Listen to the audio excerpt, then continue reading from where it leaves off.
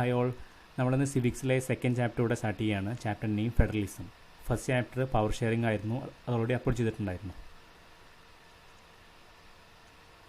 Hi all, നമ്മൾ സിവിക്സിലെ second ചാപ്റ്ററോടെ start ചെയ്യണമെന്ന്. First chapter power sharing already upload ചെയ്തിട്ടുണ്ടായിരുന്നു, എല്ലാവരും കണ്ടുകാണെന്ന് വിചാരിക്കുന്നു. So second chapter federalism. Actually നമ്മുടെ പവർ ഷെയറിംഗ് ചാപ്റ്ററിൻ്റെ ഒരു കണ്ടിന്യൂഷൻ തന്നെയാണ് ഈ സെക്കൻഡ് ചാപ്റ്റർ ആയിട്ടുള്ള ഫെഡറലിസം. അത് നിങ്ങൾക്ക് തന്നെ ഡെഫിനിഷൻ തന്നെ മനസ്സിലാവും. ഓക്കെ, അത് നമുക്ക് ഫസ്റ്റ് നോക്കാം. Definition of federalism. It's a system of government in which the power is divided between one central authority and various constituent units of the country. അതാണ് പവർ ഷെയർ ഫെഡറലിസത്തിൻ്റെ വളരെ സിമ്പിളായിട്ടുള്ള ഡെഫിനേഷൻ. വളരെ ഈസിയാണ്.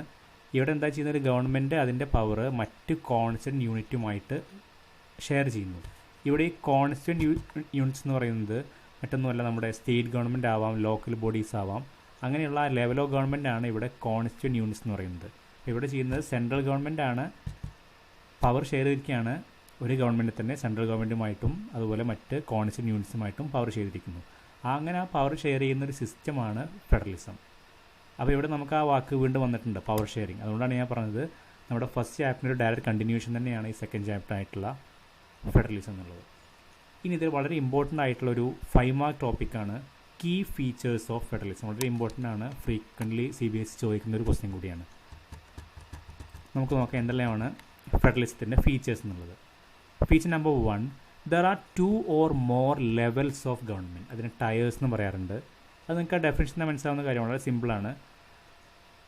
അവിടെ 2 അതിൽ കൂടുതലോ ഗവൺമെൻറ്റ്സ് ലെവലോ ഗവൺമെൻറ്റ്സ് ഉണ്ടായിരിക്കും. ഇപ്പോൾ ഇന്ത്യയുടെ കാര്യം നോക്കുകയാണെങ്കിൽ ഇന്ത്യയിൽ ഇത് കറക്റ്റായിട്ടുണ്ട്. നമുക്ക് 3 ലെവൽ ഓഫ് ഗവൺമെൻറ് വരുന്നുണ്ട്: central government, state government and local bodies. അതാണ് ഫസ്റ്റ് ഫീച്ചർ. ഇനി സെക്കൻഡ് ഫീച്ചറാണ് different tiers of government govern the same citizen but each tier has its own jurisdiction in specific matters of legislation, taxation and administration. ഇവിടെ എത്രയുള്ളൂ, ഇവിടെ 3 level of government ഉണ്ടെങ്കിലും ഓരോ level of ഗവൺമെൻറ്റിൻ്റെയും jurisdiction, അവരുടെ അധികാര പരിധി, അവർക്ക് ഏതെല്ലാം മാറ്റേഴ്സ് ഡിസിഷൻ എടുക്കാം എന്നുള്ള ഒരു അധികാര പരിധി ഡിഫറെൻ്റ് ആണ്. അവർ ലെജിസ്ലേഷൻ ഡിഫറെൻ്റ് ആയിരിക്കും, അതിലുള്ള അവരുടെ പവേഴ്സ് ഡിഫറെൻ്റ് ആയിരിക്കും, ടാക്സേഷൻ പോളിസികൾ അവരുടെ പവേഴ്സ് ഡിഫറെൻ്റ് ആയിരിക്കും, അതുപോലെ അഡ്മിനിസ്ട്രേഷൻ. ഇപ്പോൾ ഇവിടെ 3 ലെവൽസ് ഉണ്ടെന്ന് മാത്രമല്ല, ഈ 3 ലെവലിൻ്റെയും ജൂറിസ്ഡിക്ഷൻ, അവരുടെ ആ പവർ എക്സൈസ് ചെയ്യാനുള്ള ഒരു ലിമിറ്റ്, അതെല്ലാം ഡിഫറെൻ്റ് ആയിരിക്കും. അതാണ് സെക്കൻഡ് പോയിന്റ് പറയുന്നത്, different tiers of government of different administrative powers. അതാണ് പോയിന്റ് നമ്പർ 2. ഇനി ഫെഡറലിസത്തിൻ്റെ മൂന്നാമത്തെ ഫീച്ചറാണ് ഇപ്പോൾ നമ്മൾ പറഞ്ഞു ഇവിടെ ജൂറിസ്ഡിക്ഷൻ ഉണ്ട് എന്ന് പറഞ്ഞു. ഓരോ ഗവൺമെൻറ്റും ഓരോ ലെവൽ ഓഫ് ഗവൺമെൻറ് അതിൻ്റേതായിട്ടുള്ള ജൂറിസ്ഡിക്ഷൻ ഉണ്ട്. ഇനി ആരാണ് ഈ ജൂറിസ്ഡിക്ഷൻ സെറ്റ് ചെയ്യുന്നത്? അതാണ് തേർഡ് പോയിന്റ് പറയുന്നത്. The jurisdictions of the respective levels or tiers of government are specified in the constitution. അപ്പോൾ കോൺസ്റ്റിറ്റ്യൂഷനിൽ കൃത്യമായിട്ട് സ്പെസിഫൈ ചെയ്തിട്ടുണ്ടായിരിക്കും ഓരോ ലെവലിൻ്റെയും പവർ അല്ലെങ്കിൽ അവരുടെ ജൂറിസ്ഡിക്ഷൻ എന്താണെന്ന് കൃത്യമായിട്ട് അതിൽ ഡിഫൈൻ ചെയ്തിട്ടുണ്ടായിരിക്കും. So that existence and authority of each tier of government is constitutionally guaranteed. അപ്പോൾ ചുരുക്കി പറയുകയാണെങ്കിൽ ഈ ഓരോ ലെവലിൻ്റെയും അധികാര പരിധി അല്ലെങ്കിൽ ജൂറിസ്ഡിക്ഷൻ അത് കോൺസ്റ്റിറ്റ്യൂഷനായിട്ട് ഗ്യാരണ്ടി ചെയ്ത് കൊടുത്ത ഒരു കാര്യമാണ്. നമുക്കതിൽ പെട്ടെന്ന് അമെൻമെൻ്റ് ഒന്നും ചേഞ്ച് ഒന്നും വരുത്താൻ പറ്റില്ല. അപ്പോൾ അതാണ് തേർഡ് പോയിന്റിൽ വരുന്നത്, ഓരോ ടയറിൻ്റെയും ജൂറിസ്ഡിക്ഷൻ കൃത്യമായിട്ട് കോൺസ്റ്റിറ്റ്യൂഷനിൽ സ്പെസിഫൈ ചെയ്തിട്ടുണ്ട്. അതാണ് പോയിന്റ് നമ്പർ 3യുടെ എക്സ്പ്ലനേഷൻ. ഇനി fourth feature of federalism, the fundamental provision of the constitution cannot be unilaterally changed by one level of government. അപ്പോൾ നമ്മൾ പറഞ്ഞു ഈ ഓരോ ലെവൽ ഓഫ് ഗവൺമെൻറ്റിൻ്റെയും ജൂറിസ്ഡിക്ഷൻ തീരുമാനിച്ചിരിക്കുന്നത് കോൺസ്റ്റിറ്റ്യൂഷനാണ്. അതുകൊണ്ടാണ് പറയുന്നത് ഇറ്റ് ഈസ് കോൺസ്റ്റിറ്റ്യൂഷനലി ഗ്യാരണ്ടീഡ്. ഇനി ഏതെങ്കിലും ഒരു ലെവൽ ഓഫ് ഗവൺമെൻറ് മാത്രമായിട്ട് എലോൺ യൂണിലാറ്ററലി അവർക്കത് ചേഞ്ച് ചെയ്യാൻ പറ്റില്ല. Such changes require the consent of both the levels of government. ഈ എല്ലാ ലെവൽ ഓഫ് ഗവൺമെൻറ്റിൻ്റെയും പെർമിഷനോട് കൂടി മാത്രമേ ഇത്തരം ജൂറിസ്ഡിക്ഷൻ ചേഞ്ച് ചെയ്യാൻ അവർക്ക് പറ്റുകയുള്ളൂ. ജൂറിസ്ഡിക്ഷൻ മാത്രമല്ല, കോൺസ്റ്റിറ്റ്യൂഷനിലെ ഫണ്ടമെൻ്റലായിട്ടുള്ള എന്തെല്ലാം പ്രൊവിഷൻ പറഞ്ഞിട്ടുണ്ടോ അതെല്ലാം ചേഞ്ച് ചെയ്യണമെങ്കിൽ ഒരു ലെവൽ ഓഫ് ഗവൺമെൻറ് മാത്രമായിട്ട് പറ്റുന്നതല്ല.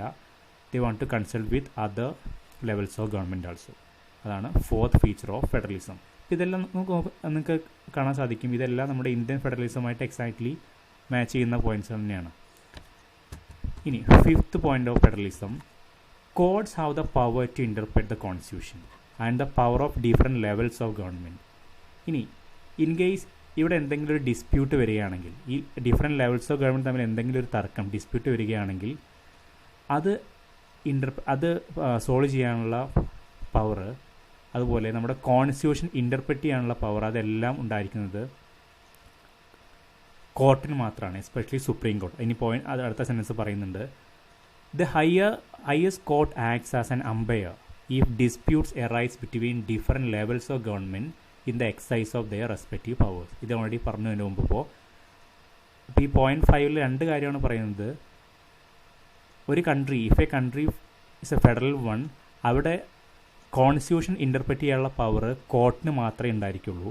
മാത്രമല്ല ആ രാജ്യത്തെ ഹയസ്റ്റ് കോർട്ട് ഏതാണോ, ഇപ്പോൾ ഇന്ത്യയുടെ കാര്യം നോക്കുകയാണെങ്കിൽ സുപ്രീം കോർട്ട് ഓഫ് ഇന്ത്യ, ആ കോർട്ടാണ് രണ്ട് സ്റ്റേറ്റ് ലെവൽ ഓഫ് ഗവൺമെൻറ് തമ്മിലുള്ള ഡിസ്പ്യൂട്ട് പരിഹരിക്കുന്ന ഒരു അമ്പയറായിട്ട് വർക്ക് ചെയ്യുന്നതും ആ രാജ്യത്തെ ഏറ്റവും ഹയസ്റ്റ് ആയിട്ടുള്ള കോർട്ടാണ്. അതാണ് പോയിന്റ് നമ്പർ 5. ഈ പോയിന്റും exactly matching with Indian federalism. ഇനി point number 6, source of revenue of each level of government are clearly specified to ensure its financial autonomy. ഇപ്പോൾ ഇവിടെ 3 ലെവൽസ് ഉണ്ട്, ഗവൺമെൻറ് ഉണ്ടെന്ന് പറഞ്ഞു, അല്ലെങ്കിൽ 2 അതിൽ കൂടുതൽ ലെവൽസ് ഓഫ് ഗവൺമെൻറ് ഉണ്ടാവാം. അപ്പോൾ ഈച്ച് ലെവൽ ഓഫ് ഗവൺമെൻറ്റും അവർക്ക് സോഴ്സ് ഓഫ് ഇൻകം ഡിഫറൻ്റ് ആയിരിക്കും.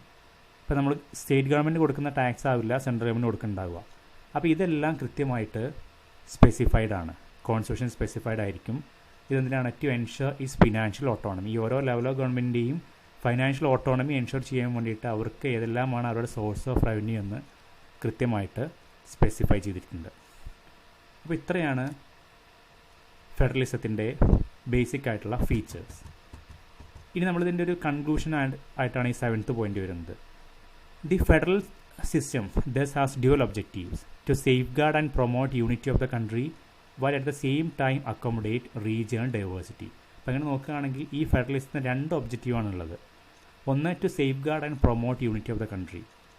അവർ കൺട്രിയുടെ യൂണിറ്റി പ്രൊമോട്ട് ചെയ്യുന്നുണ്ട്. അതിന് ഒരു കൺട്രിയുടെ യൂണിറ്റി പ്രൊമോട്ട് ചെയ്യാൻ പറ്റിയ ഒരു ബെസ്റ്റ് സിസ്റ്റം ഓഫ് ഗവൺമെൻറ്റാണ് ഫെഡറൽ ഗവൺമെൻറ്. മാത്രമല്ല at the same time they accommodate regional diversities. ഇവർ പല ലെവൽ ഓഫ് ഗവൺമെൻറ്റുമായിട്ടും പവർ ഷെയർ ചെയ്യുന്നതുകൊണ്ട് തന്നെ അവർക്ക് കൃത്യമായിട്ട് ആ റീജിയണൽ ഡൈവേഴ്സിറ്റി അക്കോമഡേറ്റ് ചെയ്യാനും പറ്റുന്നത്. നമ്മൾ നേരത്തെ ഫസ്റ്റ് ചാപ്റ്ററിൽ കണ്ടതാണ് comparison of Belgium and Sri Lanka. അവിടെ ശ്രീലങ്ക പവർ ഷെയർ ചെയ്യാത്തത് കൊണ്ടാണ് അവിടെ അക്കോമഡേഷൻ, അവർക്ക് ആ ഡിഫറൻസ് അക്കോമഡേറ്റ് ചെയ്യാൻ പറ്റിയില്ല. അതുകൊണ്ടാണ് ഒരുപാട് പ്രോബ്ലംസ് ഉണ്ടായത്. But on the other hand Belgium അവർ നന്നായിട്ട് ആ ഒരു അക്കോമഡേഷൻ പോളിസി നടപ്പാക്കുകയുണ്ടായി. അപ്പോൾ ഇത്രയാണ് ഫെഡറലിസത്തിൻ്റെ ഫീച്ചേഴ്സ്. ഇനി നമുക്ക് നോക്കാനുള്ള ടോപ്പിക്കാണ് types of federalism. There are 2 types of federalism. First one, coming together federation. മറ്റൊന്നാണ് ഹോൾഡിംഗ് ടുഗദർ ഫെഡറേഷൻ. നമുക്ക് നോക്കാൻ രണ്ടും തമ്മിലുള്ള ഡിഫറൻസ് വളരെ ഇമ്പോർട്ടൻ്റ് ആയിട്ടുള്ളൊരു ക്വസ്റ്റ്യനാണ്. 3 മാർക്കിന് സാധാരണ ക്വസ്റ്റ്യൻ ചോദിച്ച് കാണാറുണ്ട്. ഫസ്റ്റ് നമുക്ക് നോക്കാം coming together federation.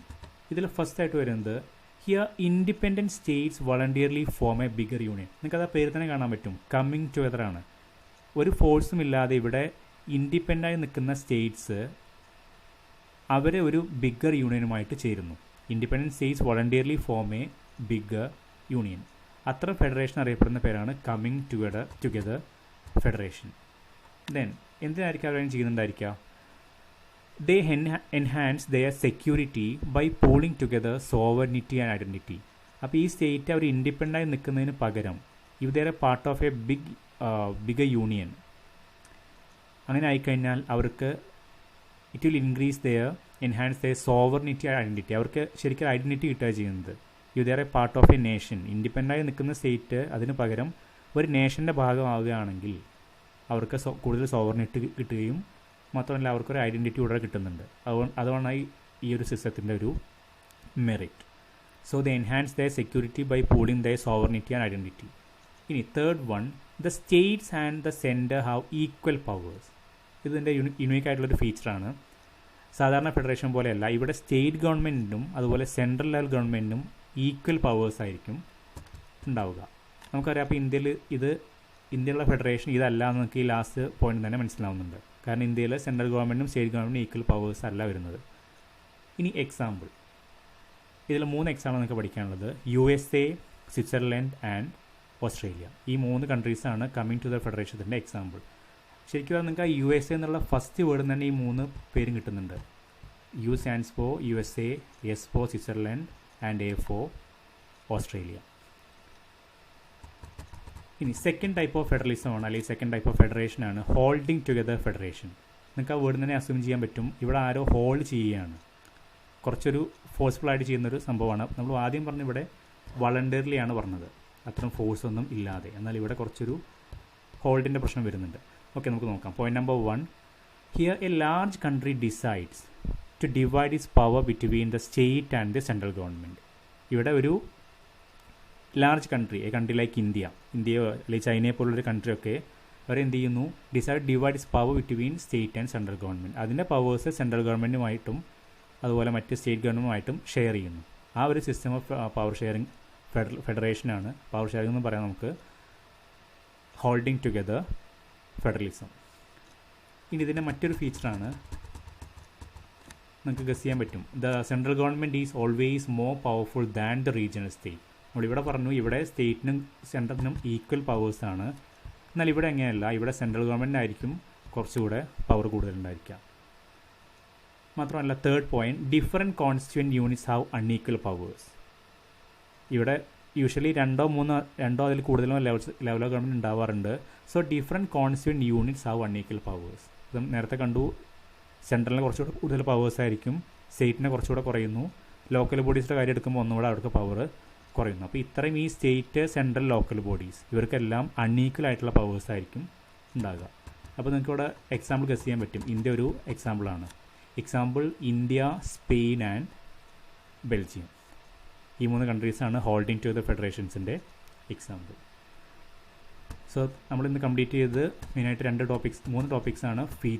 Definition of federalism, key features of federalism, and now types of federation.